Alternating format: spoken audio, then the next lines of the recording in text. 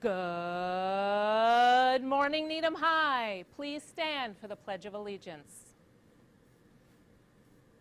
I pledge allegiance to the flag of the United States of America and to the republic for which it stands, one nation, under God, indivisible, with liberty and justice for all.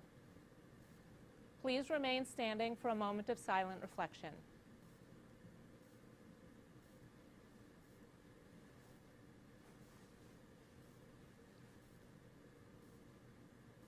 Thank you. You may be seated. And here's the news for today.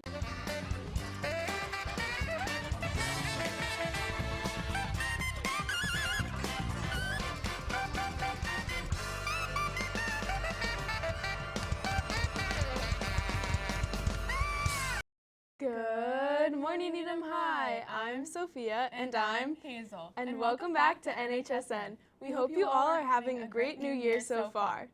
Okay, enough of that. Jumping right in, we'd love to congratulate the students that participated in the Senior Districts Festival this weekend. We're also excited to announce that the Needham Quiz Bowl team has qualified for the TV round of WGBH's High School Quiz Show. 65 schools entered qualification and 17 qualified. Congratulations to Evan Singos, Nora Mullen, Jay Kasheva, and Aiden Garf as team members, and Josh Rosenberg and Harkut Malem as alternates.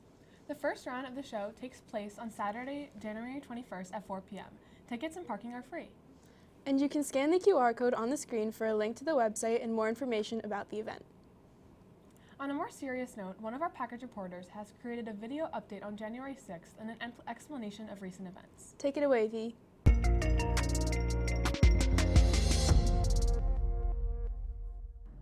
Congress's investigation into former President Donald Trump's role in the January 6th Capitol attack has led the panel to recommend the Department of Justice to prosecute Trump over his efforts to overturn the 2022 election through his involvement in the infamous attack on the Capitol.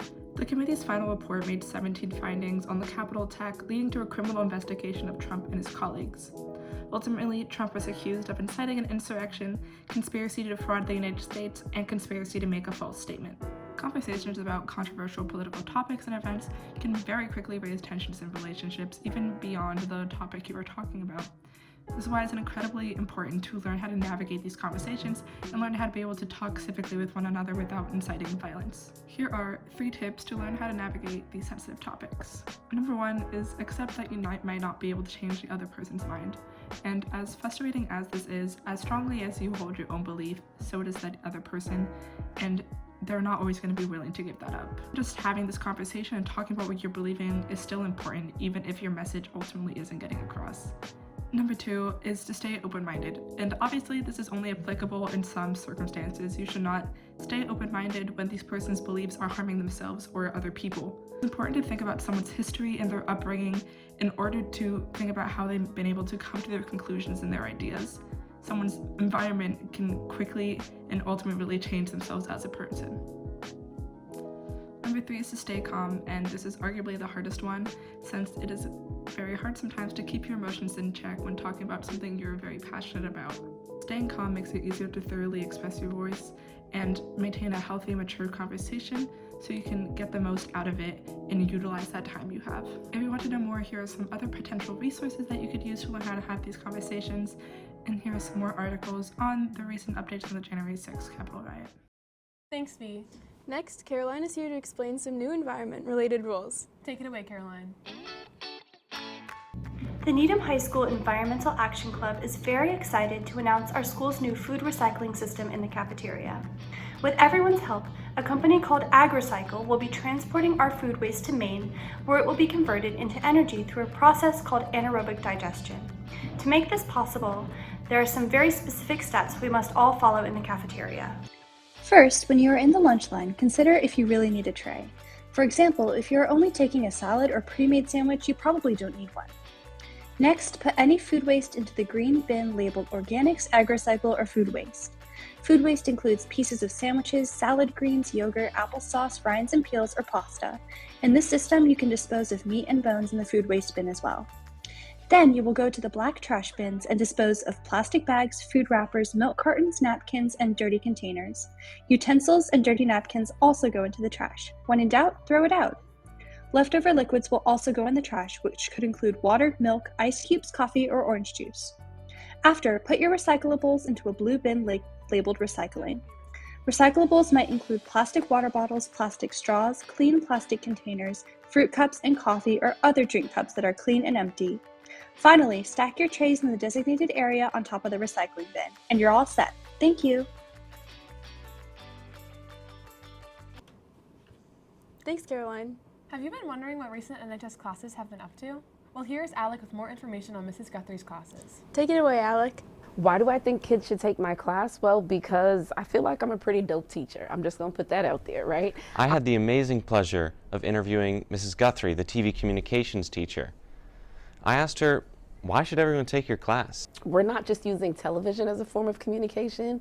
We're learning to communicate with each other, right? And so Needham is a pretty monogamous town in terms of like everybody kind of looks the same. It's a predominantly white town, right? And so we don't get infusions of color that often.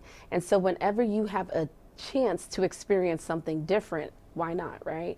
Our classes tend to be pretty diverse, not just in color, but in thought, right? Diversity of thought, of personality, all of those things. And we have conversations that are unique, and we learn how to treat each other with respect and kindly, right? And so when I am thinking of the ideal classroom, one of the things that I feel like is successful in my classroom is that we built a culture where we can come to Needham High School and have a space where we can speak to each other candidly, frankly, but always with respect.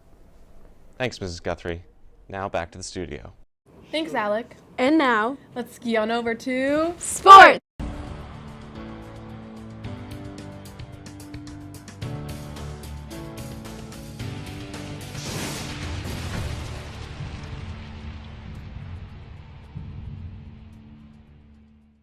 Thanks, guys. In sports news, girls basketball defeated Braintree on Friday night. The girls take on Milton and Bridgewater Raynham this week. Boys ice hockey sadly lost to a tough Braintree squad and tied with Milton. They take on Newton North on Wednesday. Both boys and girls indoor track and field picked up a victory over Weymouth and competed at the MSTCA freshman and sophomore meet. Next up for the two teams are Braintree and the Northeast Internet Invitational. Boys swim and dive picked up a win over Newton North. The team takes on Framingham and Brookline this week. Boys basketball won their game against Braintree and are up against Milton and Newton North. Girls ice hockey sadly lost to Braintree and tied with Milton. The squad travels to take on Newton North and Longmeadow this week. The gymnastics team starts up league play against Braintree and Wellesley. Wrestling picked up a win against Milton and competed at the Brendan Grant tournament last Saturday. They take on Natick and will go to Bellingham for a tri-meet this week. That's all for this week, and remember, stay fly, Rockets. Thanks, Sam. Before we end this week's broadcast, we would like to include a shameless self-plug. If you scan the QR code on the screen or go to our website, you can find a Google form to fill out if you have anything you want to be included in an NHSN broadcast. That's right. Fill out the form if you want a club spotlight, announcement, special congratulations, or if you have any other ideas for our news. If you don't have an idea for this week but want to submit an idea in the future, QR code will always be in the countdown before our news and in our credits. All right, that's all we have for this week. And we will see you next Monday on NHSN. NHSN.